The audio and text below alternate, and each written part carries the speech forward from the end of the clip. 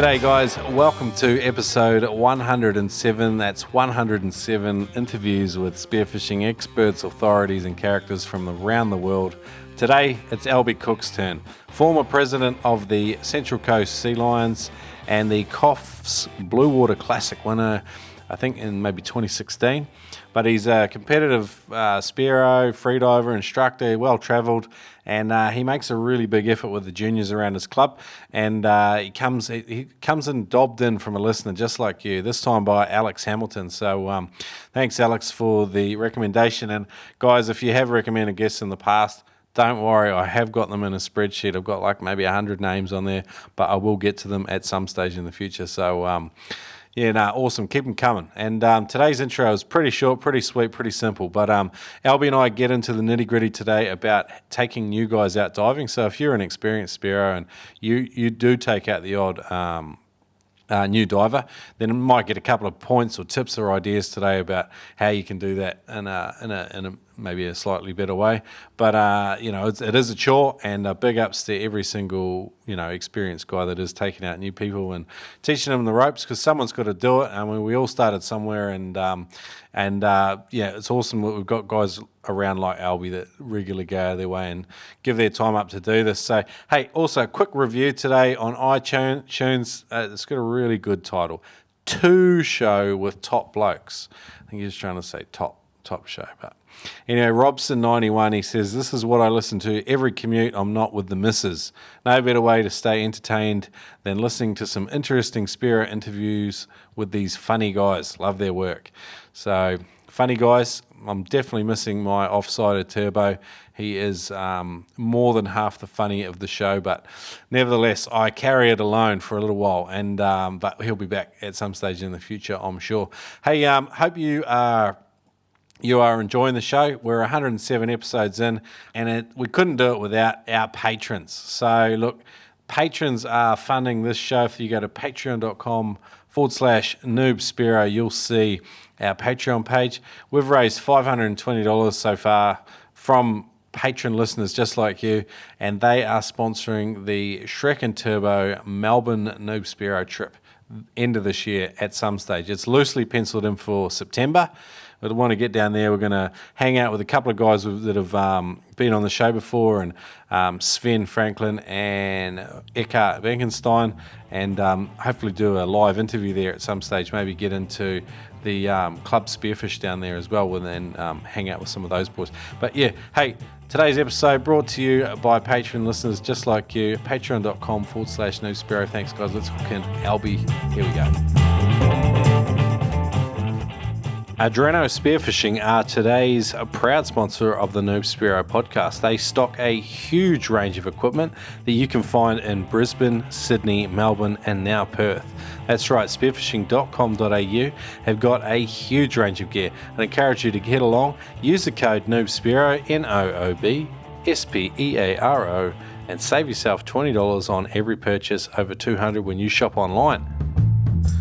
So g'day Noobers, welcome to the Noob Spearo podcast. Today I'm joined by Alistair Cooke, who's just been sitting there listening to an awkward silence, but and despite some early technical difficulties, it's awesome to have you on, Alby. So how you going, mate? Yeah, I'm actually really good, thanks, Shrek. Really good, thanks, buddy. Yeah. Cool. So you're from Central Coast, and you are a member there at the Central Coast Sealions Club. You've been dobbed in by one of your dive buddies and fellow members there, in Alex Hamilton, and yeah, that'd be right. And so I'd be keen to sort of get your take on how you know Alex, and a little bit about maybe the club you guys both belong to. Yeah, okay. Well, I suppose I'll just start off with Alex is a very good mate of mine. I think he joined the club about 2 or 3 years ago. He came down from Coffs Harbour, as far as I know. Oh, actually, no, sorry, he was actually from Sydney. Don't hold that against them. No, yeah, he was actually from Sydney, and he moved up here, and he was looking to join a club, and yeah, somehow he joined the Sea Lions, and at first I don't think he really wanted to join. He wanted to just maybe continue diving with his club in Sydney, but when he met a couple of us and realised that we're not a bad bunch of blokes, he signed up, and everybody's been really good friends ever since, which has been fantastic. But in terms of the Sea Lions, I think it's actually one of the oldest clubs in Australia, as far as I know. Yeah, right. We'll have to get that confirmed with someone like Mel Brown, but I think it is actually the oldest club. I think we're even older than the Neptunes, but Yeah, don't quote me on that, but I think it started back in 1952 or 1950 something, which is a fair while ago. It's going back a little while. So, I mean, you would have only been in your teenage years then when the club started out. Yeah, pretty much. Exactly. No, I'm just teasing. Look, tell us a little bit about yourself. So you live there on the Central Coast. Which part of the coast do you live on? And is that where you got started spearfishing? I live at a place called Terrigal, pretty well known, right on the beach there. Pretty much lived here my whole life. Moved around a little bit. Yeah, it's a fantastic place. So, yeah, no, I did actually start diving on the Central Coast here. I started, I started back spearing in about 1997 with the club. Jeepers. Yeah, so it's over 20 years ago now. And the way that it actually came about was, believe it or not, well, the Sealions actually disbanded for about 10 or 15 years. It actually fell apart. Okay. It was around about 1985 for some reason. I think lack of interest and, times were changing and whatever. And the club actually completely fell apart and there was nobody there to run it. So it wasn't until 1996 or 1997 that a couple of guys by the name of Andrew Pearce and Glenn Barth actually decided to get the club going again. This is probably before Facebook and probably infancy of internet and all that sort of stuff. Yeah. They actually put an ad in the paper. Okay. And it said, do you like to dive or have you ever thought about spearfishing? Want to come and join a club comp? So that's how I actually found out about it. A friend of mine actually mentioned it to me and he said, we should go and sign up and see what they got to offer. So that was back in, as I say, 1997. I'd never ever speared before. It was almost just basically a progression from surfing. Really, just had the old bodyboarding gear and the old wetsuit and bodyboarding fins and then a friend of mine said, you should try spearing. I think he'd only ever done it with a hand spear. Yeah. A friend of mine, Neil. I watched him and another mate go out one day and I just went around for a snorkel. I didn't even have a hand spear at all. We just snorkeled around. I think it was up at Port Stephens in the bay there at Shoal Bay. Okay. I don't think they actually caught anything, but I just remembered, this is pretty cool. Sounds like a bit of fun. Yeah. And then I think it was about a month later when Neil said, there's an ad in the paper about joining up a club. So I think that's how it all started, really. Yeah, right. I mean, it's a beautiful part of the coastline. I haven't even been down to your part of the world, believe it or not, but sort of nestled in there between Newcastle and Sydney. It's quite a long stretch of coastline and there's some beautiful looking beaches and headlands and stuff along there. So you went along to your first club meeting. What happened? So the first time we actually went was to a competition and it was up at Catherine Hill Bay. I think at the time I just bought a hand spear. I'd probably only been spearing a couple of times. I still used bodyboarding fins. I had a wetsuit that was probably worth about $50 from a second-hand wetsuit, like a little bodyboarding wetsuit. My mate was the same. I would have been probably on my P's at the time, and I think I rocked up in an old Tirana that I had. And met some of these blokes from the club. And at the time, it was Glenn Barth. He was the president. It was just a rock up, and we went out, and I think we both got a few laughs from some of the other guys, diving in wetsuits and bodyboard fins and hand spears. But we went out for a couple of hours, and I don't think I even got a fish. Maybe I did. I can't remember. But it was good, a really good fun day. And I think I remember coming back in, and this guy Glenn Barth, he had a mulling that probably would have been about maybe 1.5 kilos, a red mowie, and I'd never seen one that big, and I couldn't believe it. I just thought, this guy's an absolute legend, to get one that big. I'd never seen anything like it. So, ever since then I was hooked, I think. Yeah, awesome. And obviously some of the older hands could see how keen you guys were. You're out there in these bloody surfing suits, which is pretty common, down the east coast of Australia. Guys get in with a hand spear and some mates. Maybe they've come from a surfing or life-saving background and they get in and just have a go. And if you're keen and you sort of stick it out, and hopefully you get into a club and you get exposed to some experienced guys, that's sort of how it starts for seemingly quite a few of us. So where to from there? So how old were you? So you said you're on your P's, I'm guessing. Well, I'm 40. I'm 41 now. So what was that? 22 years ago. So it would have been 18 or 19, I suppose, back then. Right. I just remember being on my P plates and So I think after that they had a couple of competitions, And I think the next competition that I ever went to, I can't remember, but they had one down at Woy Woy, and it was a boat competition. And at the time, I think there was only one guy in the club with a boat, or maybe two. But a guy by the name of Andrew Pearce, he had an old 17L Haynes Hunter. Yep. And I don't think I'd ever been in a boat before. I'd never speared from a boat before. Anyway, I rocked up there. Andrew looked at me. He probably would have been a couple of years older than me, but he'd been diving probably 10 years or so. And I think the look that he gave me when I said, "Oh, can I get a boat ride?" And here I am in my bodyboard fins and hand spear, and he's sort of thinking, "Oh, this guy's just an absolute joke," And anyway, I think somehow he sort of said, "Yeah, look, no worries, I'll take you out." And raced out down towards Sydney, and we dived a couple of reefs, maybe Barrenjoey and a few spots down there, and I had the best day of my life. I couldn't believe it. Yeah. I still don't know if I caught any fish, but had a fantastic day. And I think Andrew was probably thinking, "Oh, this guy's not going to persevere with it. He'll sort of maybe do one or two dives and you never see him again." But unfortunately, I stuck around and became very good mates with him, and we've dived a lot over the last 20 years. Yeah. So, what was some of the early sort of challenges you had? Like, obviously, you were battling with you didn't have the best equipment, and you it took a while to get your first opportunity in a boat. What were some of the things you remember struggling with? I think probably things like at the time was acquiring gear. I mean, look, I started. I mean, it wasn't like the early days where they had no gear at all. I mean, at least when I started, there was starting to become some good gear around.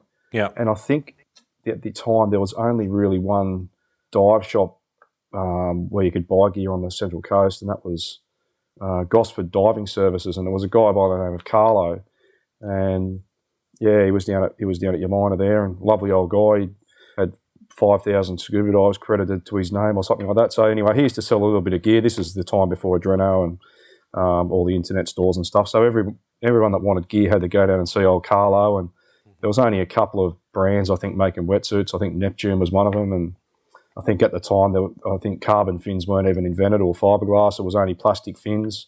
Yeah. We just started to, grab bits and pieces and slowly upgrade the gear. And I think, moving to a proper wetsuit was a big help. And then obviously moving to even just the plastic fins, the long blade plastic fins, which I had for years, made a massive, massive difference. Yeah, for sure. But just things like that. Are they definitely two items of equipment that you even now recommend guys spend a bit of money on? Like, obviously, wetsuit, like having the right wetsuit determines your comfort, how much you can move around, and your fins are not only good for getting down, but they're a safety tool as well. They're kind of two of the items. What do you think? Are they two items that you get guys to pay attention to when they start? Yeah, look, definitely. I don't think that you need to have the best gear as soon as you start off with. I mean, look, you can go and spend, hundreds of dollars on the latest and greatest stuff, but as long as you've got a reasonably comfortable wetsuit that keeps you warm, that's probably the most important thing. You see a lot of guys that go out and they've got these thin wetsuits or no hood. They're using the surfing wetsuits like I started out with no hood. Yeah. And if you're diving, they're okay for summertime, but if you're diving sort of on the fringes of summer or in wintertime when it's a bit colder, the water's sort of under 20 degrees, they get cold really quick. So, definitely a good wetsuit. And I mean, look, the fins, we're blessed now with some of the technology they've got in fins with the dive bars and all that sort of stuff. But 100%. I mean, I don't think that, you can still dive.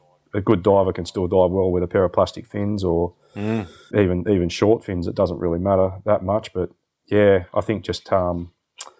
investing in a good pair when the time is right and when you're ready to do it, and it's good. When you're 300 or 400 metres out from the beach and you got a bit of current running against you, having a good set of fins definitely makes you appreciate, some of the technologists that have developed, the fins to the point they are at today. Look, absolutely.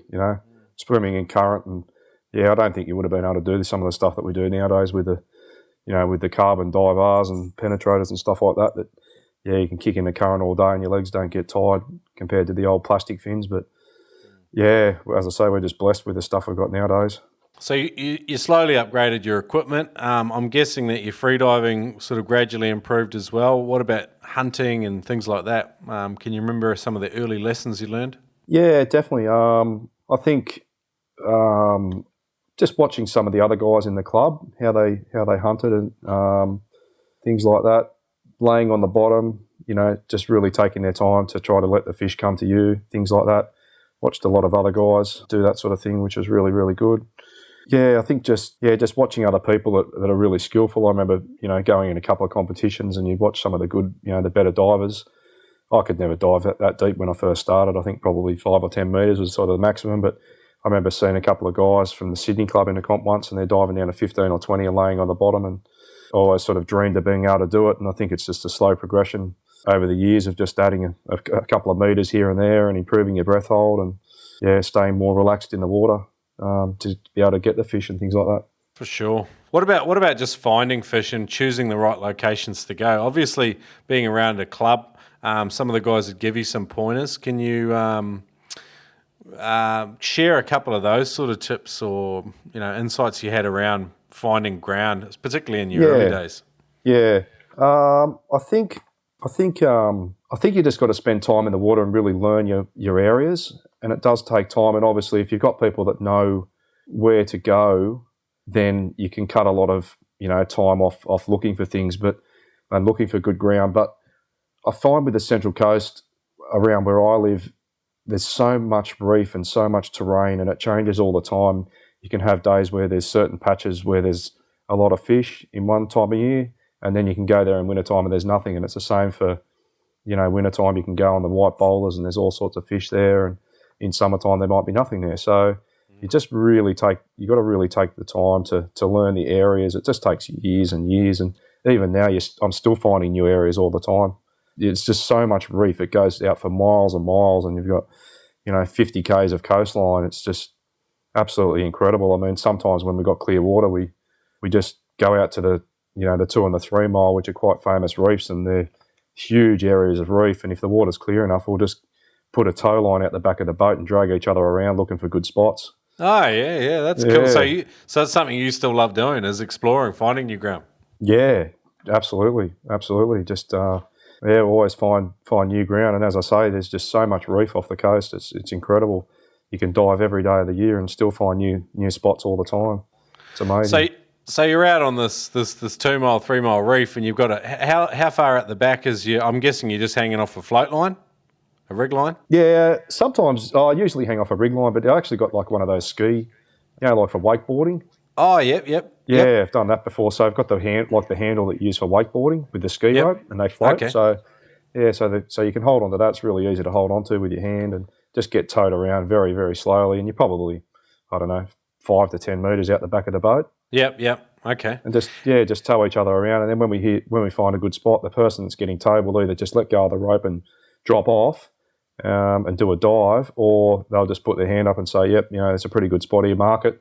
Yep. So we mark it on the sounder and mark it on the GPS, and but as I say, we find some spots and they're good, good one day, and then you can go back there a month later and there's nothing there. So yeah. But finding those big points of structure or just something you think could be good in future. I mean, when you recognise some patterns and stuff with weather and bottom and terrain and stuff like that, and with certain prevailing conditions, whether it's sea temp or even just an outgoing tide or whatever, then that spot could be good for working at a later time. So exactly. That sounds cool. I like this idea. I haven't done that myself. I'm kind of curious to maybe even give it a blast. Look, most of the time you can't do it because the visibility doesn't allow for it. You sort of need to be able to see the bottom. That's the only thing. And I think you can probably count on, 2 hands how many days is actually clear on the Central Coast where you can see the bottom out off the back of the 3 mile. I mean, it's normally, most of the time during wintertime it's pretty dirty, the water. Yeah, up to 5 to 7 metre visibility. So it's more of a case of just going to the top of the reef, the shallowest point, anchoring up and jumping in and swimming around from there. Okay, cool. All right, cool. Hey, all right, Alby. So you went from relatively humble beginnings, starting off like a lot of guys do on the east coast of Australia, I think, and then you've managed to win the Coffs Blue Water Classic though in the last few years. So how did you go from these humble origin shore diving and just rock hopping, bashing your way around to coming out and winning, a fairly prestigious competition here on the east coast of Australia? Yeah, well, I started doing the Blue Water Classic, I forget what year it was, but I actually started with Darren Higgins. Okay. And yeah, Darren's a great mate of mine, and I know Darren had done it for quite a few years in a row, and he had a boat. I don't even think I had a boat at this stage, but Darren used to go up and he loved doing the classic. And I think one time he said to me, "Oh, do you want to come up and me and you will do it together?" It was probably 10 to 15 years ago, I'd say. And I think it might have been 2007 or 6 or something like that. So it had already been running for a few years. But so I went up with Darren. He had a 17R at the time, and I think just him and myself went up and we signed on, and he was telling me all about it and how hard it is to get fish. And and I think it was pretty notorious for bad weather for the first few years that they ran it. So anyway, I dived with Darren, and I think at the time it was for the first couple of years that I did it, it was only Darren and myself. I don't even think we had a boatie. Okay. which makes it extremely difficult to try and dive just two up in a boat. Yeah, for sure. Remember, you get out to the spot and Darren, I'd have to drop Darren in, and he'd sort of have half an hour in the water, and then we'd sort of swap over, and then I'd have half an hour in the water. So you lose a lot of comp time just changing over around. Yeah, in the boat. Yeah.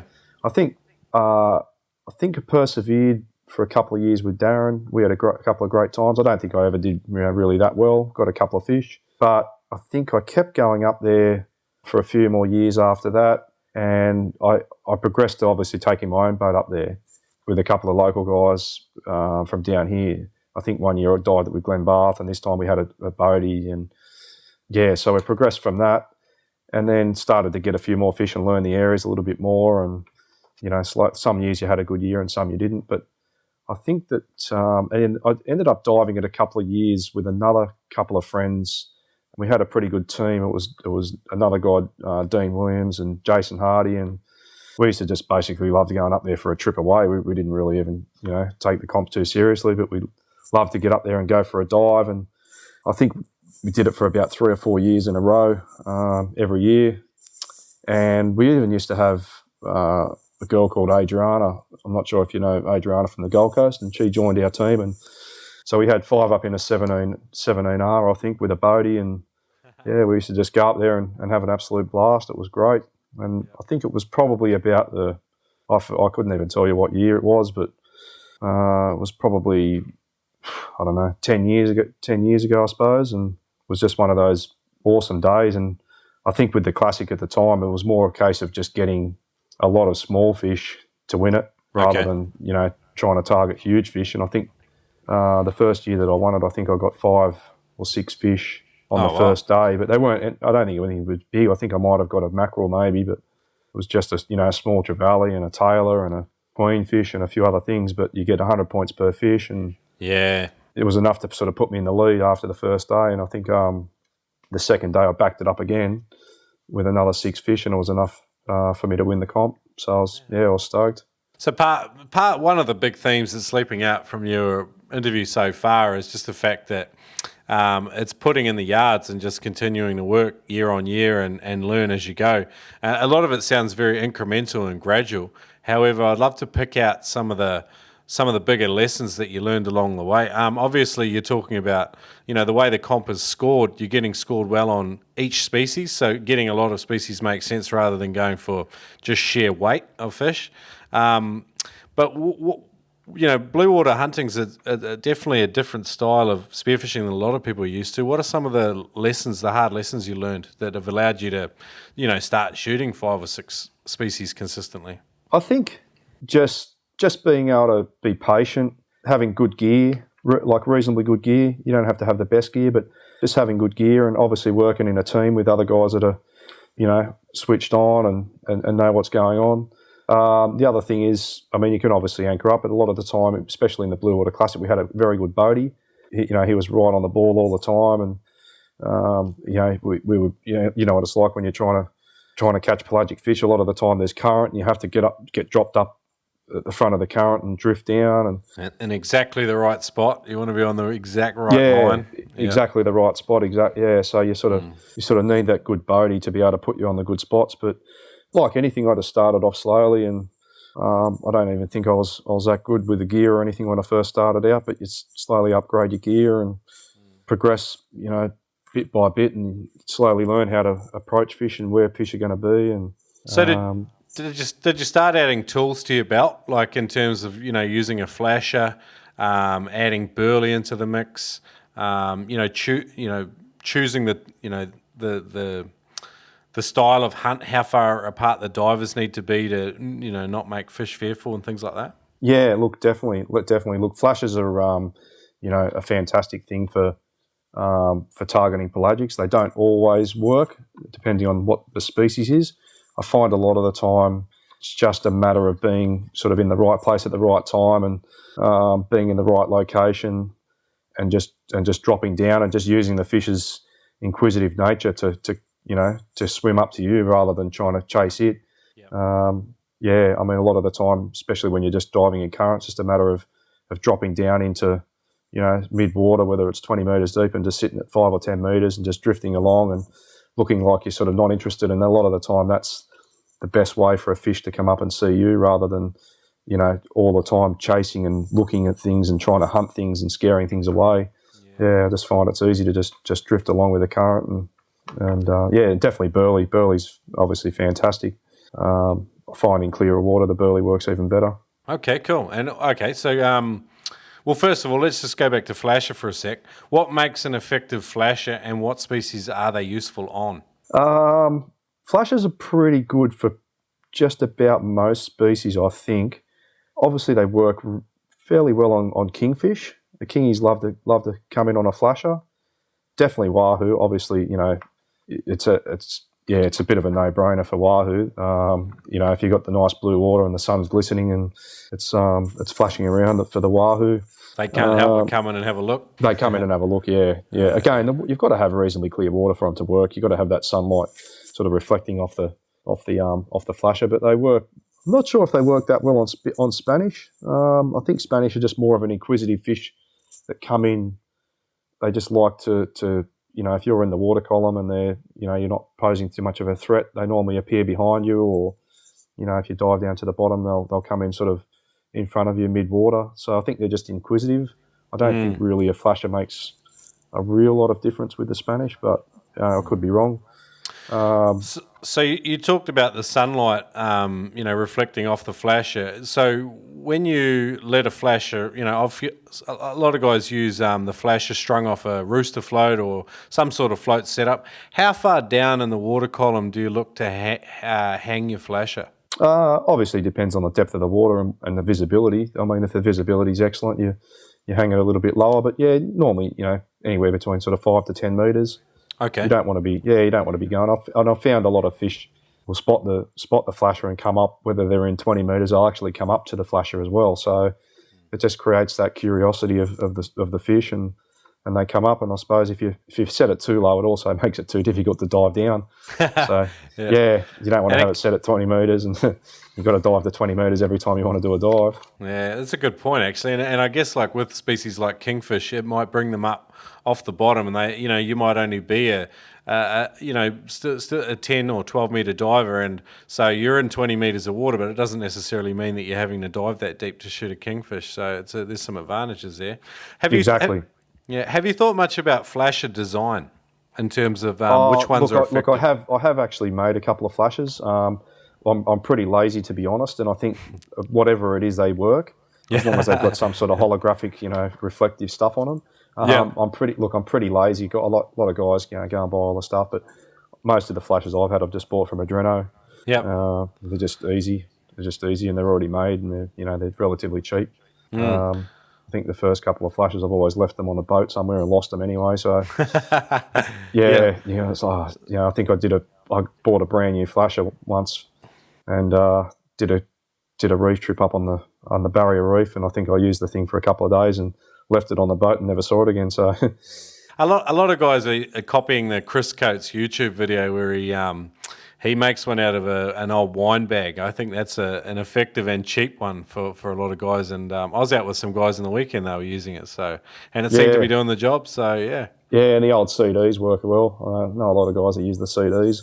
Yeah. Just string them off. They tend to, I think that whatever the coating on the CD, they tend to wear off after a couple of trips. But yeah, I don't think you have to have anything extravagant as a flasher, as long as it's got 4 or 5 things hanging off it and something on the bottom to keep the weight down, and that's pretty much it. But yeah, I know blokes that they make these exorbitant flashes with 50 things hanging off it, and after the first time they use it, it gets thrown in the boat and it's in a big tangle, and by the time they spend half an hour just trying to untangle the thing the next time they want to use it. So yeah, isn't it funny how that keep it simple theme runs through just about everything in spearfishing? We do love to overcomplicate things sometimes, I think. Oh, look, definitely, yeah. Look, just keep it simple, as I say. I think those ladder flashes are probably the best because they never get tangled. It's just the only problem I've got a mate that makes them for me every now and then, and he says the ladder ones, particularly the ones that are made out of the metal, if you get in the shark infested waters, they'll get their heads stuck in the flasher and then pretty much goodbye flasher. But they do seem to be effective the way they move in the water, though. So I don't know. Have you come across that yourself? Because you've done a lot of travel as well. I have seen sharks actually get tangled in them, but it's pretty rare. Normally they'll come up and have a bit of a bite. I mean, probably in the Coral Sea would be more, somewhere like that would be, more likely for that to happen. But just generally diving around the reefs, up and down the East Coast, you see a shark here and there, but it's not like, it's not shark-infested waters where there's sharks attacking your flasher all the time. I think that probably the only place that would happen would be out in the Coral Sea or maybe up in the Barrier Reef in the Swains or something like that. But yeah, okay, cool. Good to get your thoughts on flashes. And you mentioned Burley as well. How do you like to use Burley or Chum, as they call it in America? Look, most of the time, we do Burley. I don't Burley very often, to be honest, down here, but mainly just for, if you're in a comp or something like that and you want to try and get a red rock cod or something like that. But obviously Burley's, amazing when you're out in the Coral Sea and you're trying to attract job fish or try and bring some fish up off the bottom or just create a little bit of interest. One of the things that somebody told me a long time ago was to use newspaper as Burley, and it works fantastic, especially if you're just sort of drifting in the blue water. You just go and grab a couple of old newspapers and you take you wet them down so that they start to sort of break down, and then you just as you're drifting along, you just break off a little piece, a couple of little squares, and let that float down in the water. Yeah. And that works absolutely fantastic for Burley. You sort of mix it up a little bit with a bit of real Burley, a bit of fish or whatever, and keeps them interested.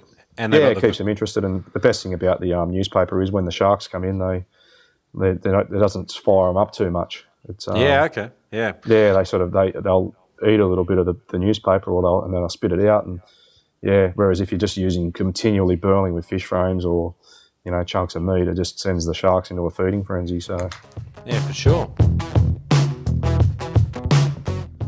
Is your major issue spearfishing all about equalising? I got good news for you. We've been pumping Ted Hardy's immersion freediving equalising classes for a while now for free on the Noobs podcast because we love it that much. It's effective. Now, his roadmap to Frenzal class is absolutely excellent. It's a full-on video course that will help you to master the technique of Frenzal because you're probably doing Valsalva. Now, Ted sweetened it up a little bit more. He's got a 15% discount code. Go to noobspearo.com/TED, get full access to the roadmap to Frenzal equalising class, and if you don't learn how to Frenzal within 30 days, he'll give you a full money back refund. Now, everyone wants to get beyond that 15 to 40 foot mark, that 5 to 10 metre mark, and you don't want to be going upright to have to equalise. So you need to learn the Frenzal equalising technique, and the best way to do that is spend a little bit of time doing Ted Hardy's course. Come to noobspearo.com/TED, get a 15% discount. Enjoy. Guys, head over to vimeo.com. Check out the How to Spearfish video series by Luke Potts. There's nearly 4 hours of video training there, and they're divided into 5 different videos so far to help you take on the areas of difficulty that you might have. Now, there's a beginner's guide to spearfishing gear. There's a guide to how to increase your breath hold for spearfishing. There's techniques for spearfishing yellowtail kingfish, which also doubles as a guide to hunting pelagic fish.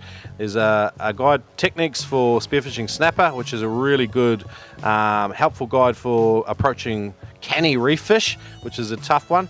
And finally, a guide to spearfishing around sharks. If you want to buy any of these videos, use the code Spearo and save a bit of cash. Check it out. Vimeo on demand, How to Spearfish. I wanted to get back a little bit into some of your story. What's one of the more memorable fish you've taken in your time? I know you've been to the US, Mexico, New Zealand, Coral Sea, just about all over Australia. You must have shot some absolutely special fish in your time. I have. I'm just trying to think about some of the good fish that I've shot. I've never shot a marlin or anything like that. I've had a couple of opportunities where I've seen them. I wasn't really that fussed to get a marlin just for personal reasons, but I know a lot of blokes that do, and I have tried to spear marlin and things like that before. But I think a couple of the more memorable fish, I did manage to get a 10-kilo snapper in New Zealand. Okay. That was pretty. I wanted to get a plus 10 snapper, and I've only ever really dived in New Zealand a couple of times, and it was, we did a charter actually out to the Great Barrier Island. Yep. Yeah, and it was in the middle of winter. It was absolutely freezing cold, and it was supposed to be a 3-day charter. There was only 4 blokes on the charter. Anyway, It was the second day, and it was right in the afternoon anyway. The captain of the boat, we're only on a small boat, the captain said, well, look, I've just heard on the radio that the wind tonight's supposed to pick up to 60 knots. He said, so we've got to, basically, you've got about half an hour more diving, and then we've got a hightail at home. It's a couple of hour run across the bay to get back home. So I remember I hadn't speared a snapper at all in New Zealand, and I thought, well, it's probably not going to happen. And it was literally the last spot that we jumped in. There was an island probably 50 metres or 100 metres across, and I had one mate going around one way, and I was going around the other way, and I virtually almost swam all the way around. And we were virtually about to meet in the middle, and the captain was coming over with a boat to pick us up. That was the end of the diving. And I just came right around one last ledge, and I saw this thing, and I didn't even know what it was. I thought it was a blue moa or something like that, or a blue moki, and it was just sitting there mid-water. And anyway, luckily I sort of twigged to what it was, and I thought, oh, this is a pretty good fish, and shot it literally as the boat was coming in to pick me up, and yeah, it went just over 10 kilos. So that was one of the more memorable fish that I've ever got.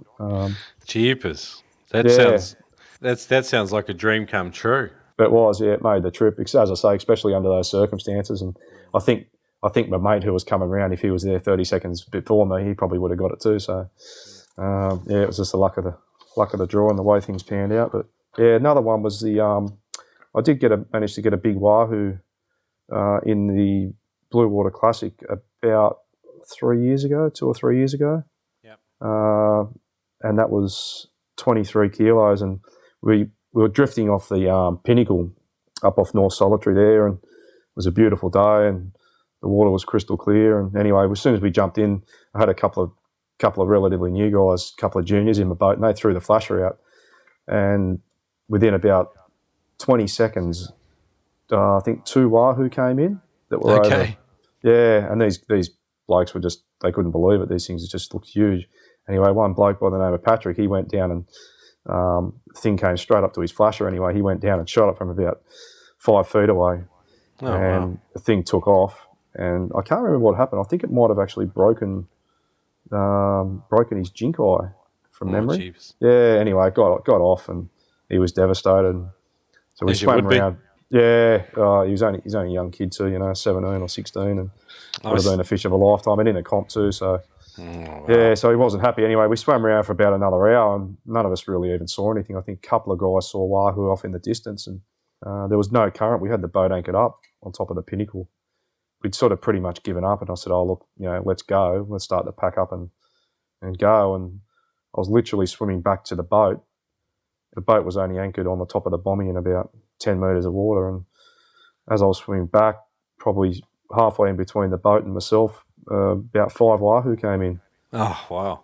And they were just absolute stonkers, they looked huge, and absolute sitters. So I cruised in, and I don't think I even dived, probably less than about 5 metres, and just shot the biggest one, and it took off, and played it out. I don't think I had a bungee or anything like that, but I had quite a long rig line, I think 20 or 30 metre rig line, and anyway, ended up landing it. So that ended up being the biggest fish of the comp, 23 kilos. So not a monster, but still a good fish for. Oh, it's a bloody monster. Yeah.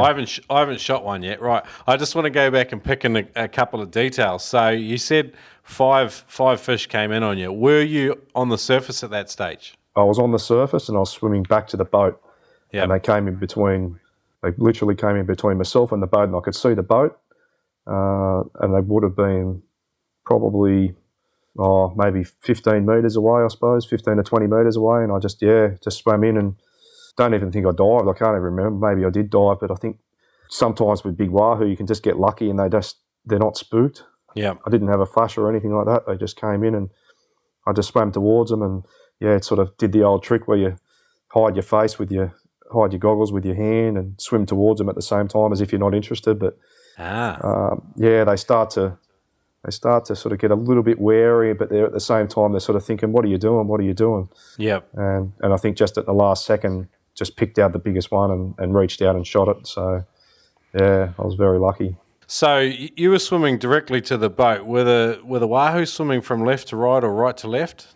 They were coming from right to left, and they were heading just straight over the top of the bommy, which was just as I say. And the funny thing was, probably there would have been about 30 divers that would have dived for the last hour in this spot because everybody's looking for wahoo, and you'd think everything would have been scared off, which is what normally happens after the boats have been running around. So it was absolutely.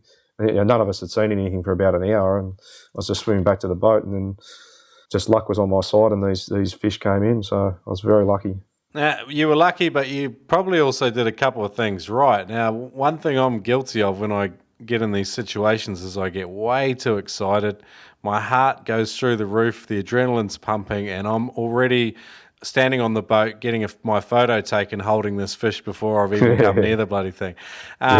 What are a couple of the things you use to do to, apply the right level of self-control in order not to spook these fish? What are some of the things you do as an experienced Spearo? Look, I think the number one thing is to try to hide your eyes, and you can swim towards fish. You can't obviously. I mean, a lot of the time there's no point going the other way. You've got to still try to close the gap to be able to take a shot, but holding the gun in close to you. Okay. So virtually by your side, so you don't look like you've got your arm out extended and you're sort of chasing the fish. You sort of only extend the gun at the last second. But definitely the number one thing is just looking like you're disinterested and hiding your eyes with your hand. So I'll even put my whole arm up in front of my eyes and just block, and not look at the fish, not make eye contact. I mean, they're sort of looking at you. They're looking at you, thinking, "What's this thing coming towards me? Is it a predator or is it just friendly?" And you're just using that fish's, inquisitive nature to not take off, basically. So you you're just blocking your eyes with your hand, and then just at the last second before they take off, you can sort of just outstretch your arm, take your hand away, and try and get a shot in. And you can normally get pretty close to fish by doing that. Okay, cool. All right, good tips, and I'm going to take some of them on board myself because some fish just bloody excite me beyond all belief. I've been spearing for 8 or 9 years now, and I still have trouble managing myself. I only get out probably 2-3 times a month at the moment, and that's part of the reason for it. But I've still got all the same buzz I had when I started, so I'm guilty of exactly of doing that. I think even really experienced guys are still doing it, so it's interesting to get some ideas from you. So that was cool. Moving on, what's one of the toughest situations you've had out in the ocean, and what happened and what did you learn from it? Toughest situations, quite possibly. I did actually get lost at sea once, and it was on a coral sea trip. I think it was probably maybe 10 or 15 years ago. Okay. That was I wouldn't say it was a tough situation, but it just goes to show you, what can go wrong. And I was diving with a couple of friends. I think there was 4 of us in the boat, and we were diving in a lot of current, and we were diving on the back of this reef, and it was probably only maybe 3:30 or 4 o'clock in the afternoon. So that most of these boats that you go on, these coral sea trips, they have a curfew of around about 5 p.m, and it gives that you've got to be basically out of back of the mothership by then to give you that hour of daylight left to be able to search for someone if they do get lost. Yeah. But anyway, I think it was late afternoon, so the sun was sort of going down. It might have been 4 o'clock or whatever. And anyway, one of the guys in the boat, who I'll talk to you a bit more about later on, a bloke by the name of Spearo. He's quite a famous character on the Central Coast here, and his brother. They're both Greeks, and another guy. Anyway, we were drifting together, and we had a boatie and everything like that, and we drifted over a patch of reef, and I remember Spearo went down, and he actually shot a coral trout, and we were on the back of the reef, and we only would have been in, I don't know, 10 or 12 metres of water, and he went down and he speared a big coral trout. And I remember watching him. The coral trout went into a cave and holed up, and I thought, oh, this is going to take him a while to get that out. And so anyway, he had his gun stuck. Another guy was there with him. He grabbed onto the rig line as well. Meanwhile, I was basically drifting away in the current. And I would have only been maybe 20 or 30 metres away from them, but I was moving quite fast. The current was running quite hard. So anyway, they called the boat over, and I could see what was going to happen here. So the first thing that I did was I put my gun up and started to yell out and said, come and pick me up, so I can help, get the fish out or whatever. Anyway, the boatie didn't hear me. So I started to drift away, and I thought, anyway, the boatie started to circle around where the guys were with the fish stuck. So anyway, they were all holding onto their rig line and they weren't moving. But meanwhile, I was drifting out the sea quite fast, and 100 metres, 200 metres, and I could see them anyway. They're mucking around, and I could see they had the rig line tied off to the bow of the boat, and they're trying to pull the fish out and do all this crazy stuff. And anyway, time was sort of getting eaten away, and they probably mucked around trying to get this fish out of the cave for, I don't know, probably 10 or 15 minutes. Yeah. And by this time, I was gone. I couldn't swim against the current. Yeah, I was drifting away. And I would have been maybe, by the time they sort of realised what was going on, I might have been a K away, I reckon. Yep. And I was just sitting on my float. I had a float, luckily a big float. Anyway, so when they finally got the fish out and they realised that I was nowhere to be seen, you could see they'd packed up, they got everything, they were all back in the boat, and I could still see the boat quite clearly. Anyway, instead of think that you could see that they've all sort of gone, oh, where's Al? And instead of going with the current out to sea with the current, they started to go inshore. They thought I'd gone inshore around the bombing around the island. So they went the other way. So anyway, they started to go inshore and they mucked around out there. And meanwhile, as I say, I'm just drifting going, so come on, boys, you're going the wrong way here. You weren't saying that. You were swearing. Come on. And the other thing is this: with the sun was setting, it was a little bit choppy. And if you're looking into the sun, it's almost impossible to see more than about 50 metres. And I was probably a K and a half away by now. Jeepers. Yeah. So anyway, still drifting. And I remember I was drifting out in the water. It was crystal clear, 50-metre visibility. I'm seeing all these dogtooth tuna swimming underneath me. I'm going, obviously couldn't shoot anything. It would have made matters even worse. But so I'm drifting along. Anyway, finally I could see that they've realised, I'm not there, and they start to do circles around. And luckily on that boat, they made everybody wear a safety sausage. Ah, nice. Yeah. So I don't know if you've ever seen one. They're a $30 item. Most scuba divers had them. You attach them to your weight belt. If you ever get lost at sea or you need someone's attention or whatever, something happens, you can blow this thing up and it reaches up into the air about 3 metres. Shit. So anyway, the boys in the boat, they did the right thing. They realised I was gone. They radioed the mothership and they said, look, we've lost a diver. Can't find him. Can we bring some other boats over here to help look? So luckily the other boats had radios. They came over, started looking. Meanwhile, sitting on my float, I had the safety sausage up in the air. And as I say, I was not really in any danger. The only danger was that I didn't get found before nightfall, really.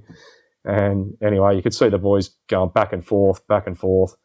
Anyway, after what felt like another 10 or 15 minutes, I saw them coming towards me, and they had actually spotted just on the edge of visibility. They'd spotted the orange sausage, so it basically saved my life, that thing. Shit. Yeah, and then they came straight out and found me. So I don't know how far I drifted. Okay. This sounds like a scenario that could quite potentially happen nearly every trip out there, because you got big current, you've got 4 or 5 guys in a dory together, 3 or 4 of them head out from the mothership. potentially this could happen a lot. What are some of the things you guys learnt from it, and what have you changed since as a crew? Look, I think it was just one of those things that happened. I mean, look, it comes down to having a good boatie, and having a boatie that basically knows all the time what's going on and where everybody is, and that's the most important thing. Yeah. And as a boatie as well, you've got to talk to your divers, and if they're too far apart, like I know when I'm boatying for guys, if you've got one bloke swimming up with the current and the other guys are drifting with the current and they're starting to become too far apart, I'll actually go and say to them, look, you're too far apart.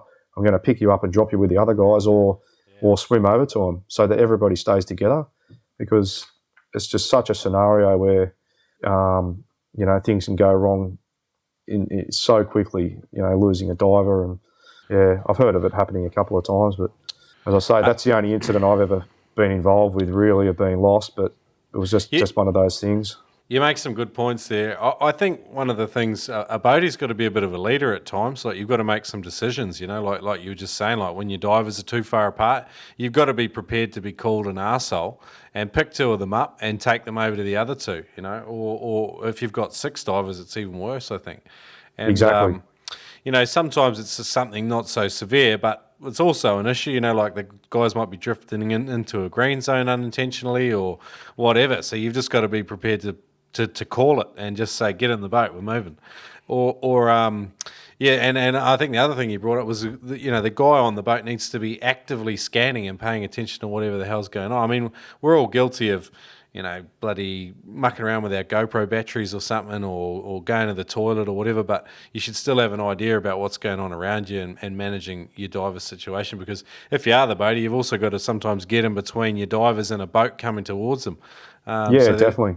It's a lot of responsibility, and so in that scenario though, where you've got 4 divers and maybe they get holed up in current, would you pick up the other divers before dealing with the guys with the fish stuck in current? Yeah, definitely. You've got to pick up the diver that's going to drift away for sure.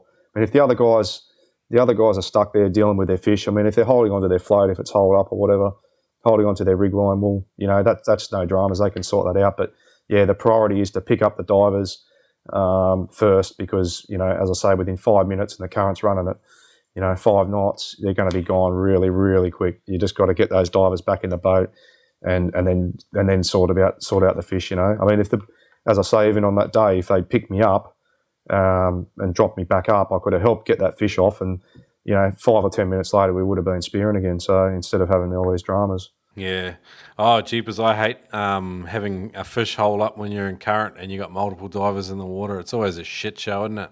Yeah. Oh, yeah. It can be a nightmare. Look, it doesn't happen that often, but yeah. I mean, well, look, we don't really get a lot of currents down here where we dive. It's very rare, and if we do get current, it's usually you can swim against it. It's only in summertime, but it's more so when we do the trips up north that you get that little bit of that current, and you do a couple. And normally, if there is a lot of current, like if it's really ripping current and the drifts are quite fast, I'll only ever put 2 divers in. So it's normally, if you've got 4 blokes in the boat, it'll be sort of 2 blokes go for the drift, and then 2 blokes in the boat, and then on the next drift you just swap it over. So yeah, rather than trying to chuck 6 blokes in or whatever, and just people going everywhere and you're losing people, and yeah.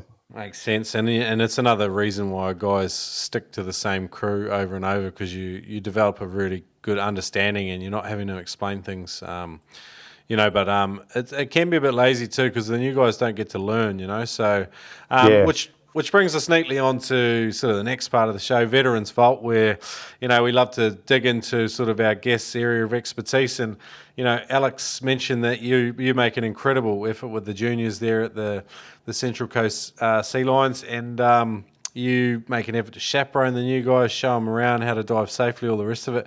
So I wanted to dig into some tips and tricks about how to take guys diving, because experienced guys, it's a lot of work to take out new guys, and sometimes you're giving up your dive day, in order to do so. So, what's your kind of views on it? We talked a little bit about the club, but we've got a fantastic club up here with the Sealions. it's a very sociable club. We encourage anybody of any age to enter.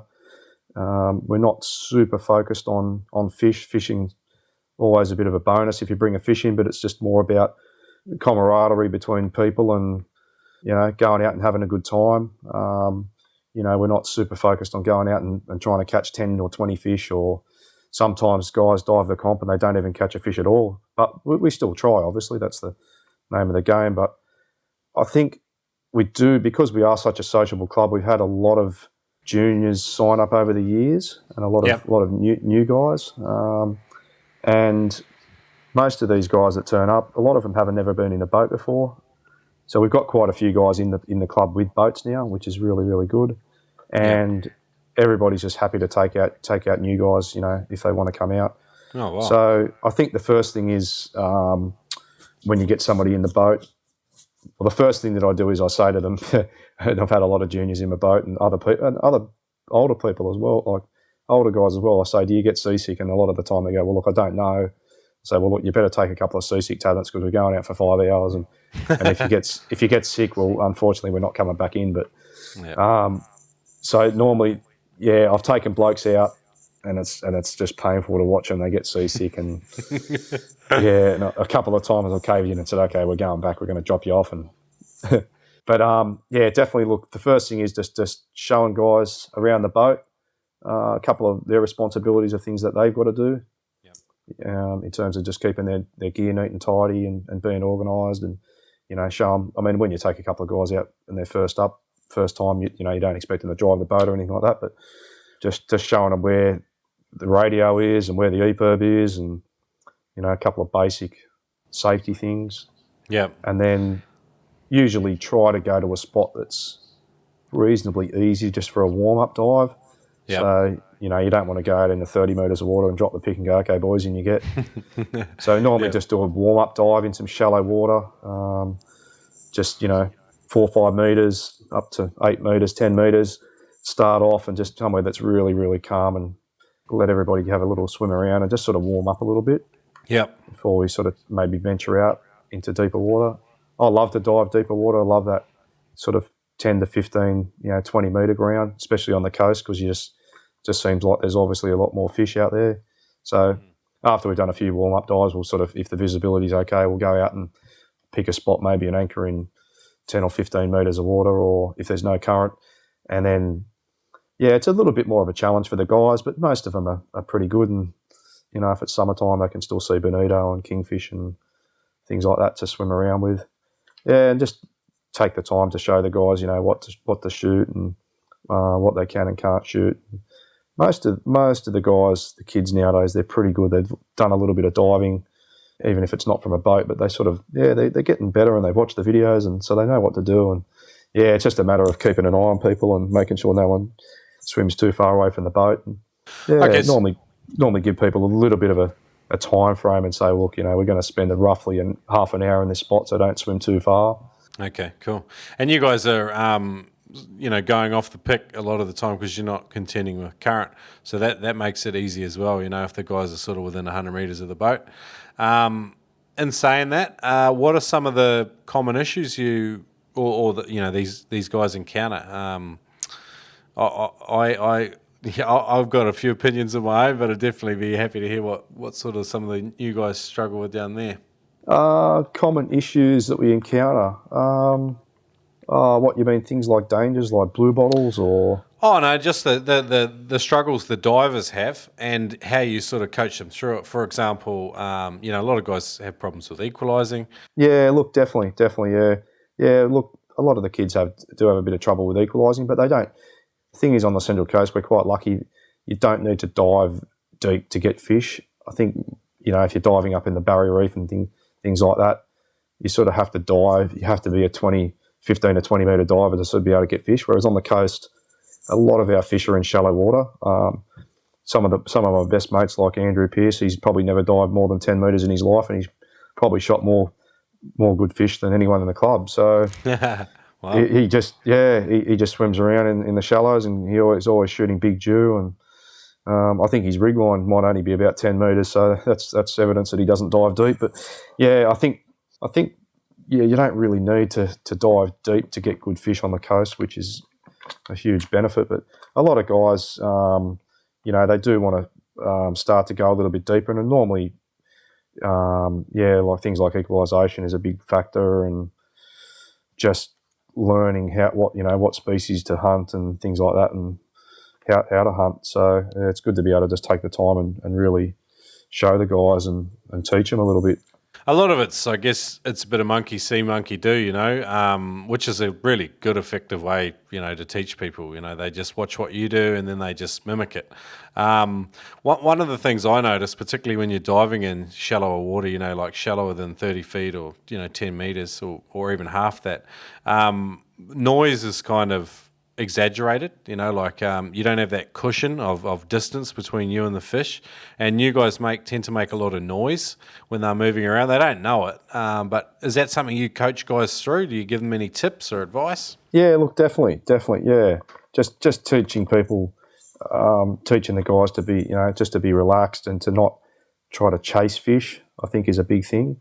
Not try to be too much of a predator, just to be part of the ocean and part of the environment, and it works especially well with things like luderick and drummer, and they're the type of species where if you chase them, you're never going to get one. It's impossible. Yep. And if you dive down to the bottom in 5 metres of water on the boulders and lay on the bottom, even if it's for 30 seconds, the fish come back to you. Yep. And it's the same with pretty much every species. If you go down to the bottom and lay on the bottom, even if it's for 10 seconds, the fish will always come back. You try to hide your body and make it look like you're just sort of disinterested and that you're not sort of hunting. And then, so I sort of try to teach guys that rather than just sort of bombing down on a school of fish and trying to take a shot from the above, and you see the school scattering and, the fish don't come back. So, yep. Yeah. Okay, cool. All right, so we talked a bit about equalising and maybe, getting some smooth actions. What about duck dive? Is that have you got a process for getting guys to duck dive, or do you just sort of model the way to do it and just get them to copy you? Look, I think in general Spearos are the worst duck divers, because even myself, it's a lot different than free diving. Yep. I think with free diving, because you usually going straight down a line, you have to be proficient in being able to do a duck dive. Whereas I think with spearing, a lot of the time you might only be diving in 5 metres of water. You don't need to do the perfect duck dive. You might want to dive down at a 45-degree angle. So I don't think with spearing, especially with new guys, you really need to focus too much on duck diving. I think if they're diving, start to free dive and they're diving deeper, definitely. But even myself, a lot of the time, if I'm just in 4 or 5 metres of water and I'm got a fair bit of weight on, you hardly have to duck dive at all. You just sort of flip over and, you might cruise down at a 45 and just sit on the bottom and cruise along the bottom and try and get a fish. But, I always encourage people, especially the guys in our club, to go and do a course and learn how to do it better. Yep. Like a basic, level 1 freediving course. Most of the people in our club have done it now, which is fantastic. It just saves you so much time in the long run, like just developing some good habits with taking a full breath, not hyperventilating, getting some idea about streamlining and good finning technique. The good freediving instructor can just help you through so many of those early obstacles, and just some dedicated time in a controlled environment. I can't recommend it highly enough to guys. So. Oh, look, and as I say, we're blessed here on the coast. We've got some of the most amazing freediving instructors. We've got, Australian champion Adam Stern. He's a very good friend of mine, and he's came to our club a few times and done little seminars, and he's always running freediving courses all the time and putting guys through. And another guy who I can't, say enough good things about is a good friend of mine, Darren. He's from the freediving club. He does a little bit of spearing, but his mainly background is freediving, and he's also a coach and an instructor. And he's a school teacher, so he really takes the time to educate the guys and break each individual part down and show them exactly what to do. So he's put a lot of young guys and even older guys through their level 1 or 2, freediving, and it's just made their spearfishing so much safer. And yeah, they've just excelled from there, which is just great. Yeah, phenomenal. Hey, last sort of question from me for the Veterans Vault and just, helping guys to break into spearfishing. How do you communicate to guys and get them to adopt some good buddy practices from the get-go? Is that something that's a concern of you when you're teaching these guys? Yeah, look, it is. I think every Spearo is the same. We don't we always say that we want to look out for our buddies, and we do as best as we can. And but a lot of the time, especially in comp situations, you get dropped off, and everybody goes in their own different direction. So it's definitely something that people need to sort of think about more. It's kind of hard to really, we do buddy up, but it's kind of hard a lot of the time to dive in pairs, especially on the coast, because a lot of the time the water's quite dirty. And, you might be diving in 3 or 4 metre visibility, and I'll dive with a good friend of mine, Guy. We dive quite a lot together, and you'll see him go down, and you basically, once he's dived more than 4 or 5 metres, you've lost sight of him. So, and you don't know where he's going to come up, because he'll go down to the bottom and swim along the bottom for 15 or 20 metres. Yeah. So it's more just a matter of looking out for people, and, I've always got in the back of my mind, I always watch and just make sure that they do come up, even if it is 15 or 20 metres away. And I suppose the other thing is, it's as I say, sometimes it can be very hard to buddy up. Definitely in clear water situations, it's a lot easier because you can see somebody dive down and you can watch them for their whole dive and see them come back up. But in a lot of the muddy waters that we dive, you just can't do that. But I think I always try and tell people, especially guys in our club, anyone that I'm sort of teaching, you really only want to dive 50% of your ability. Like if you can hold your breath for 2 minutes, well, a minute dive would be an absolute maximum. So it's always having that, you're never pushing yourself at all when you're diving or when you're spearing, so that situation never comes up where you're coming up and you're out of breath and I know even myself, most of my dives, I can do I've done a 4-minute dive before under the water, but most of my dives will be maximum between a minute and a minute 20, maybe a minute 30. Yep. So it's just a matter of not pushing yourself at all to put yourself in that situation where there's any possibility of you having a blackout, really. Yeah, no, it's a good point. We've got a guy we talk to quite often. His name is Ted Hardy from Immersion Freediving in the US, and he has put together a free website called freedivingsafety.com, and guys can go on and do like a 2 or 3 hour video training module about just how to spearfish safely. There's a whole lot of things in there about the benefits to having a good buddy. One of the ones I've been experiencing lately, and I really appreciated this on Sunday, I followed pretty good buddy practice, and it forced me to make sure I had a really good surface interval, because if you're diving with a guy like yourself who's doing 90-second dives, that's at least probably 2 minutes you're spending on the surface, and that's making sure that you're spending enough time with your breathe up, relaxing and stuff. I found that was a really cool one, and as a benefit I hadn't really thought of until just this weekend. So yeah. Oh, look, definitely. Just taking the time to breathe up on the surface, and especially if you're diving with a buddy, you've got that time when they're diving to allow for your recovery as well. So it's a good practice to get into. We're as I say, we don't usually dive in pairs, but I've dived overseas quite a lot, especially in the Mediterranean and it's all buddy diving. And actually I remember the first time I went over and dived in Greece, and I'd never really knew. I was only quite a relatively new diver, and I dived with these Greek guys. And anyway, one of the guys dived down, and he was down on the bottom in 20 metres or 25 metres, and a couple of fish were there. And anyway, when he was coming back up, he would have been about halfway to the surface, and I dived before he hit the surface.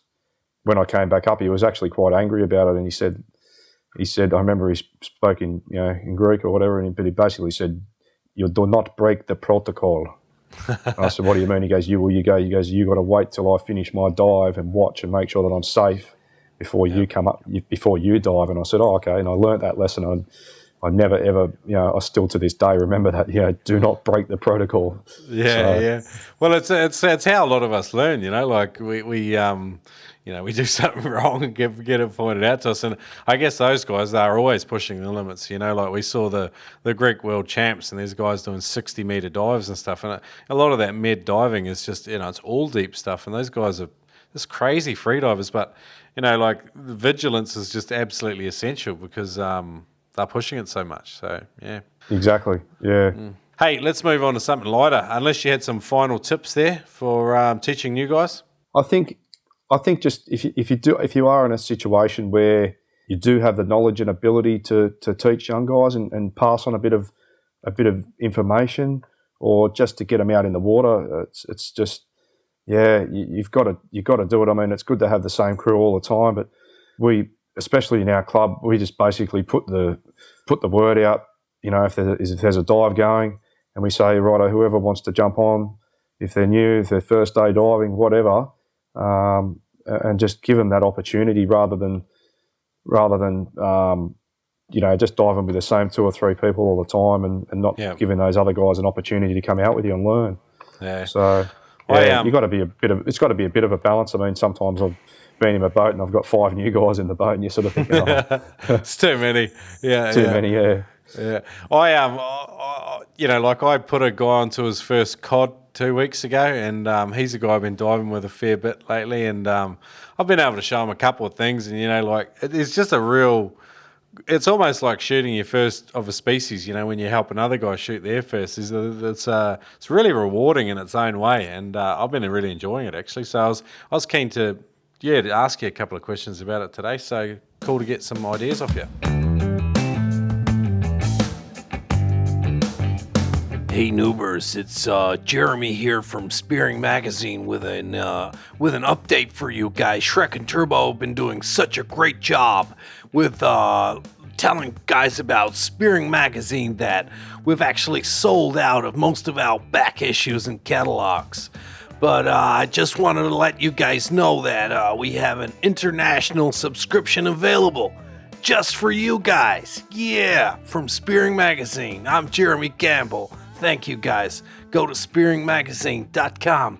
Check out the international subscription. Aw, yeah. Today's episode is brought to you by Patreon. It's a membership platform that makes it easy for artists and creators like the Noob Spearo to get paid. Basically, you support us per episode at any level that you choose. Head over to patreon.com/Noob Spearo. Today's episode powered by patron listeners just like you. All right, hey, funniest thing. What's one of the funniest moments you've had out spearfishing? Oh, look, I've got so many funny stories from spearfishing, but I can't go without putting in a story about one from a trip to Fiji with Spearo. A couple of mates of mine. Yeah, no, it wasn't Spearo actually. I've got heaps of funny stories about Spearo, but I've got a one that came to mind was, and it's actually we've got a funny thing going with Simon Tripp. You've spoken to Trippy on a few occasions, and there's a bloke that's by the name of Steve Breer, and he's probably the most notorious poacher in Australia, but he's actually a nice guy, and he sort of dropped off the radar quite a bit now. But I sort of was mates with him probably about 10 or 15 years ago, and anyway, he said, I'll come to Fiji, and Steve's been to Fiji probably, I don't know, 60 times or maybe 100, I don't know. He's there pretty much every second weekend.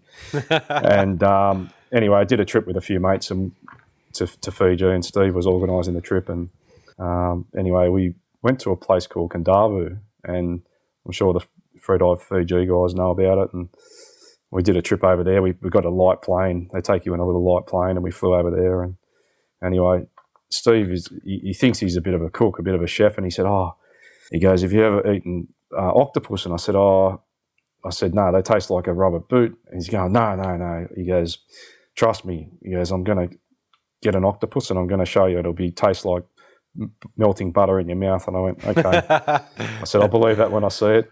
Yeah. So anyway, I think it was probably on the last day of diving, or second last day, and saw this big octopus, and it wasn't just a normal, small one. It was a reasonable size one. It had probably a wingspan of a metre. It was a decent size one anyway.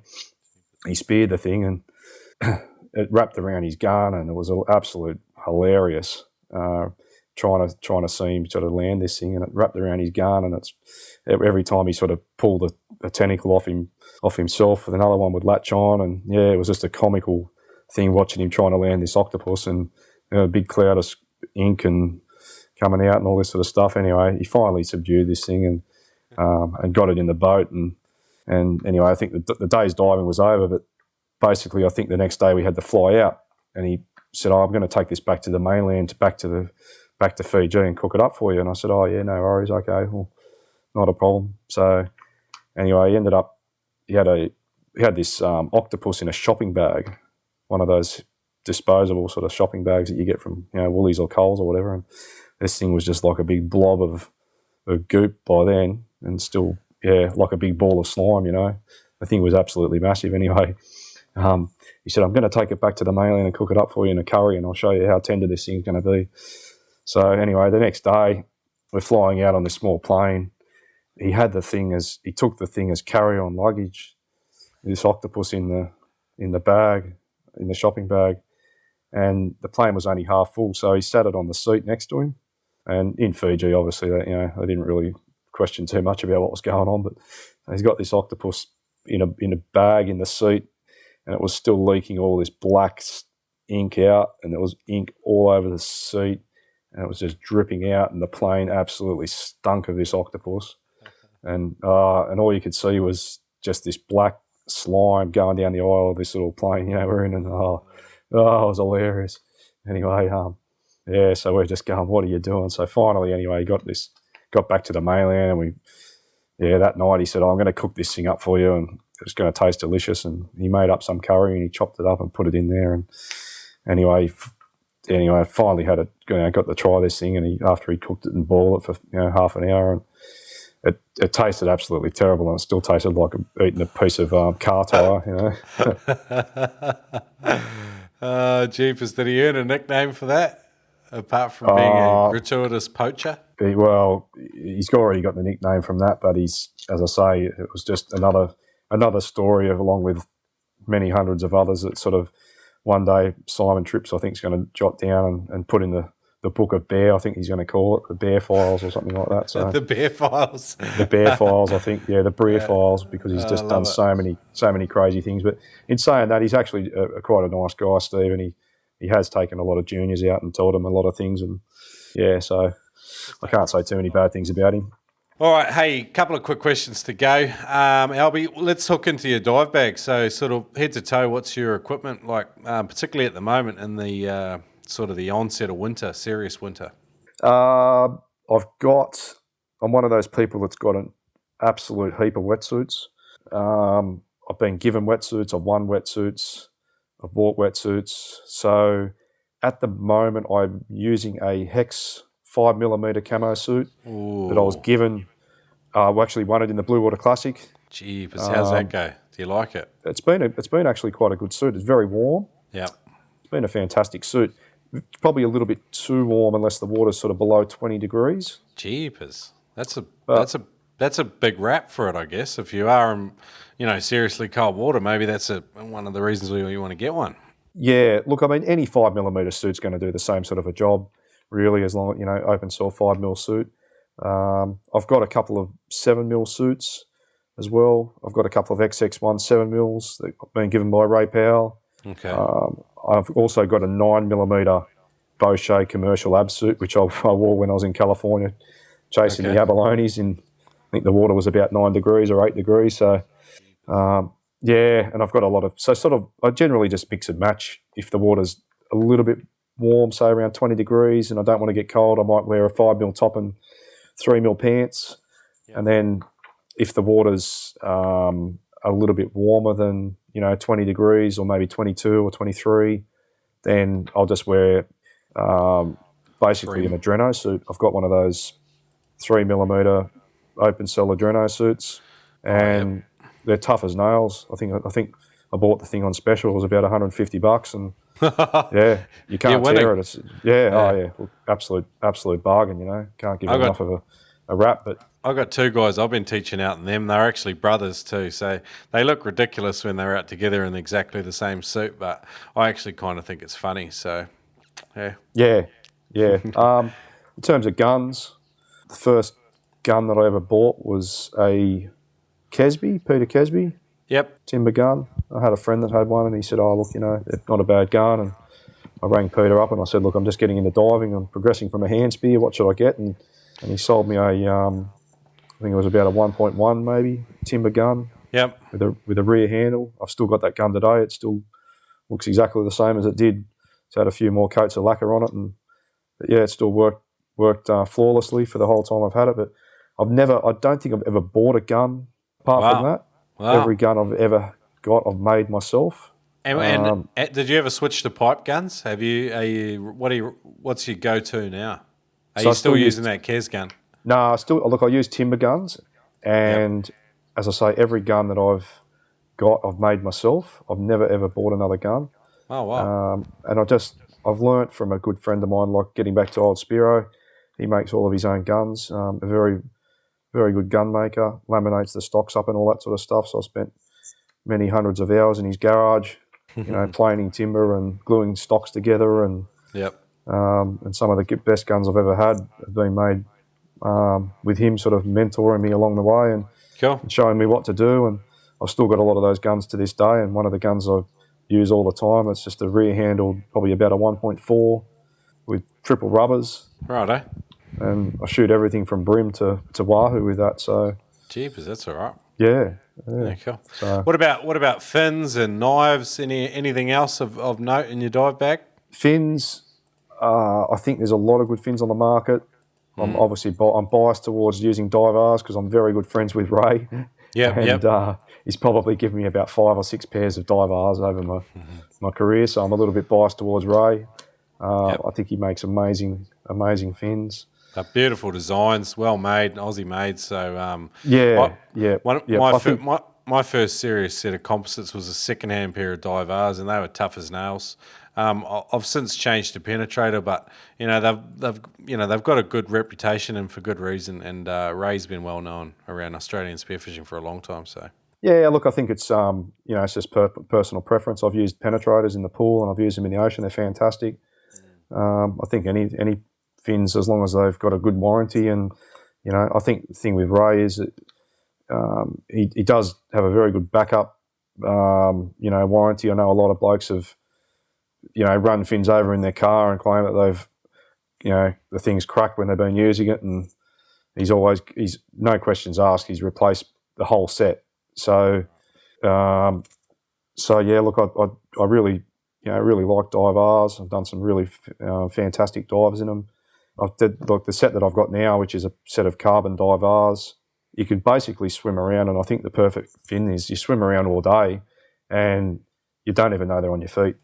Yeah, right. So your feet don't get tired. The foot pockets are very comfortable, and that's the set that I've got now. A set of carbon divers, and you can swim around all day, and you just never get sore. And it's like you're moving, but you haven't got anything actually, propelling you. It's just amazing. So yeah, I love divers. I mean, obviously the blades are fantastic quality. What foot pocket are you using? Because you said, it doesn't even feel like you're wearing them sometimes. I think a lot of that is in the foot pocket as well. Do you know what are you running? Yeah, I've got so many pairs of divers, but I think originally Ray used to put mare's foot pockets. Mare's, yep. And they're a super comfortable foot pocket. They're just incredible. Okay. Cool. I think in some of his later fins, he's actually developed his own foot pocket. Okay, cool. So yeah, they're probably a little bit of a copy off the mare's. They're very, very soft, very comfortable, no blisters, as long as you've got a good pair of booties. Cool. Yeah, they're good. They're very comfortable. So yeah, just getting one that fits. And I tend to wear, at the moment, I've sort of got larger foot pockets, and I just wear thicker booties. Yep. So I'll wear 5mm or 3mm booties, and it's sort of at a minimum. And yeah, I just never have a problem. I never get any blisters it's great. Cool. Hey, anything else of note in your dive bag? Otherwise, we're going to move on to the last 3 questions. What else is in my dive bag?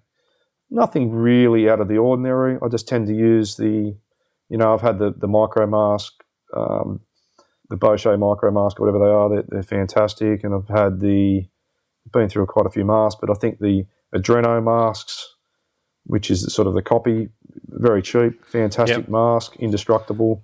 So yeah, just been using that. Same with the Adreno snorkel. Most of their stuff, their stock standard, brand is just amazing. Yep. It's relatively reasonably priced. You don't want to go and spend $80 on a snorkel when you can get one from Adreno for $19. Fantastic. Some stuff you need to spend money on, and some stuff you don't. And the longer you've been spearing, you know where to spend money and where you can save a bit. And gloves is a big one to save money on. You can just get a good set of the hardware gloves they have at Bunnings now are just fantastic, and they cost just about nothing. So exactly, yeah, got plenty of sets of gloves, and again, you can buy the cheap gloves, or you can spend, you go and buy the $70, $80 gloves. They fall apart the same. Then you can go and, like you say, you can go and buy the cut resistant gloves from Bunnings for $5 or $10, and they last for years. Well, one thing I have actually done in the recent times is spend a bit of money on a proper dive knife instead of buying the shit ones, because I get sick of rusting them out. I just think it's criminal how bad the quality is of the cheap ones. You only have to spend about maybe. Sometimes you can get them a bit cheaper, but generally sort of $50 to $80 will get you a good dive knife. Look, I definitely think the cheaper ones don't tend to last, but I've probably, like most Spearos, I reckon I've lost about 200 dive knives in my career. Like falling off your leg and you don't put them back in the holster properly and then you lost them. So I've been through a lot of knives where they might end up in someone else's tub after a day's diving, you never see them again. And definitely the best knife I ever had was, I bought it in America, and it was one of those titanium knives. Okay. Sounds like a good option for you, actually, because they never rust. You can leave them in salt water forever, and they just don't rust. But they're quite expensive here. I think in America I bought one for around about $50. I think over here they're 100 or 120. You don't really see a lot of them, but yeah, they're fantastic. They're super sharp. They never rust. You never have to wash them out. Love it. That does sound good. All right, hey, last three questions, Alby. I've been keeping you up all night, probably away from your other responsibilities. But Spearo Q&A is a sort of a faster paced round of questions. What's the single biggest thing you've probably learned in your 20 plus years spearfishing? What's one of the single biggest lessons you've learned? Probably just to, when you go out, just to enjoy it and realise that you don't have to get fish to have a good day out on the water. Yeah. You don't put too much pressure on getting good fish. Some of the best days diving I've ever had is I haven't even caught a fish, or watching somebody else catch a good fish is always good. But just realising that it's not about the fish, it's more about the experience of going out and, seeing the beautiful sunrise and enjoying the water and the freedom that you get being able to go out and do the things that we love to do, and having the availability and the access to the ocean like we do. I mean, we're blessed with the incredible amount of seafood and fish that we have. A lot of people don't realise how blessed we are, and they take it for granted. So I think just realising that you don't have to go out and slay everything and catch lots of fish, or even catch one good fish to have a good day out on the water. It's just about being out there with good like-minded people and just really enjoying yourself. That's probably the best advice I can give to anyone, really. Staying grateful, it sounds like, too. So no, awesome. Yeah.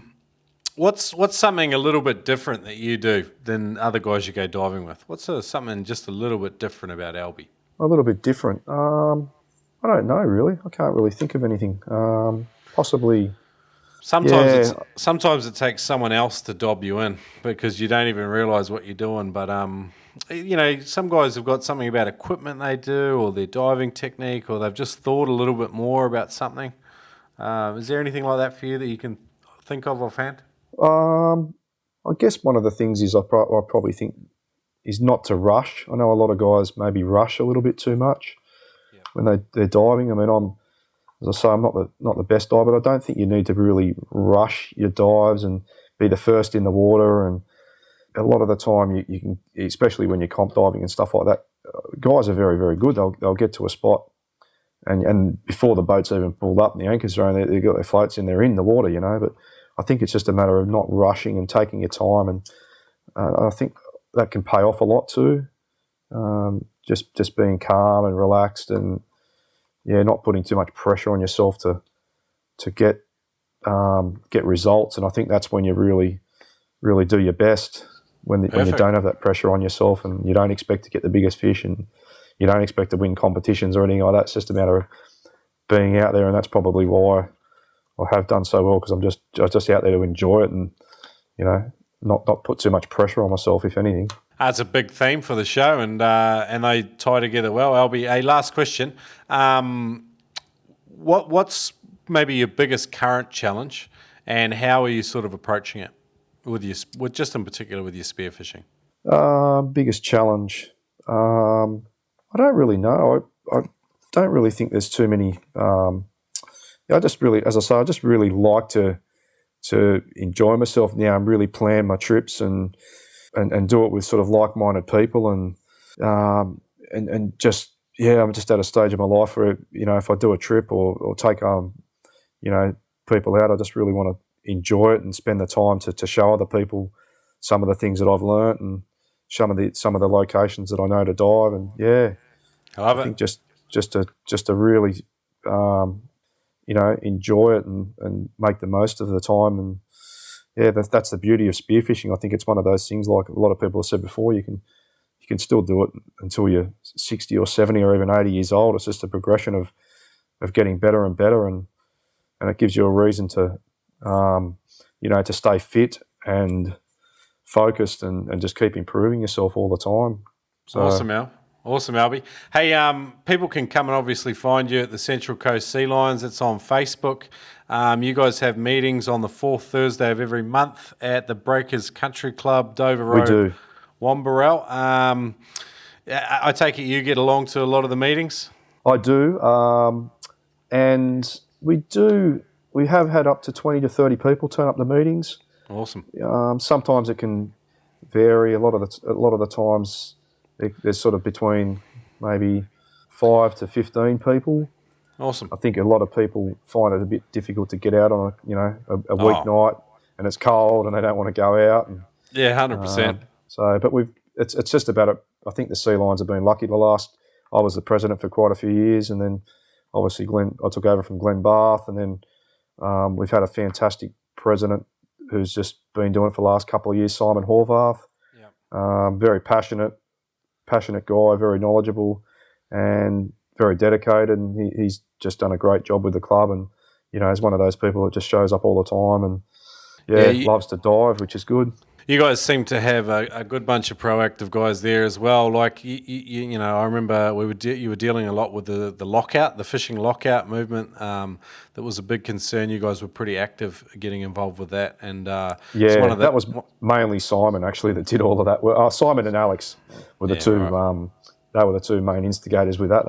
They went over and above. They were really fired up about that. So that was fantastic. Yeah. It's awesome. Sometimes we've got to turn up, and that's one of the great purposes of spearfishing clubs, and they're a fantastic thing for new guys. So, like I said, guys can come along and check out Central Coast Sealions on Facebook. Is there anywhere people can come and find you online, Alby? Are you on Facebook or Instagram or any of these other lovely social media tools we have? Yeah, look, I'm on Facebook. I don't post a lot. Like a lot of the time, if I do post up a fish or something like that, I'll mainly put it on the Sea Lions page. Okay. All right, well, I'll link that up in today's show notes. So if they search Alistair Cooke, Noob Spearo, that'll come up in the show notes page. There'll be a link there to the Central Coast Sea Lions Facebook page. And awesome, Alby. Anyone's welcome to sign up to the Sea Lions page. I think I started that probably about, maybe 12, 15 years ago. Now I think we've got upwards of around 800 to 1,000 members. Jeepers. So we're going pretty well. Hey, awesome. Hey, thanks for joining me, Alby. Was there any parting piece of guidance for any of the Noober audience out there, which aren't all Noobs, but yeah. Yeah, look, I think it's just associating yourself with the right type of people when you want to get into diving. Work out the path that you want to take, and to just associate yourself with that those type of people and really just enjoy yourself. That's probably about all I can say, really. And Phenomenal. yeah. All right, Alby. Well, thanks for joining me today. And like I say, if anyone wants to come and see maybe a couple of pics of Alby in his heyday, or even some current pics, I'll try and link some up in today's show notes. So Alistair Cooke, Spearo.com. Come along and thanks for joining me on the show today, Alby. Yeah, thanks, Shrek. Appreciate it, buddy. It was really good to talk to you, and really enjoyed it. So thanks very much.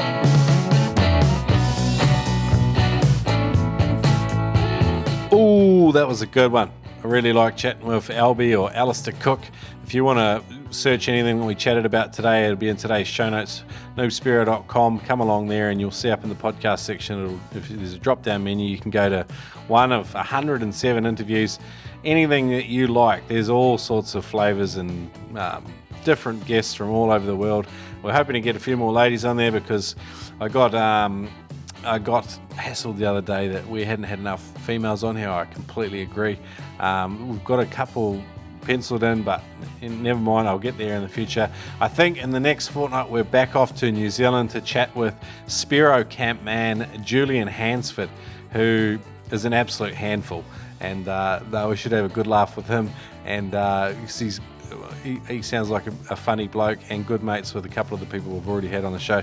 So that should be fun. I'm looking forward to chatting with Julian in the next week or so.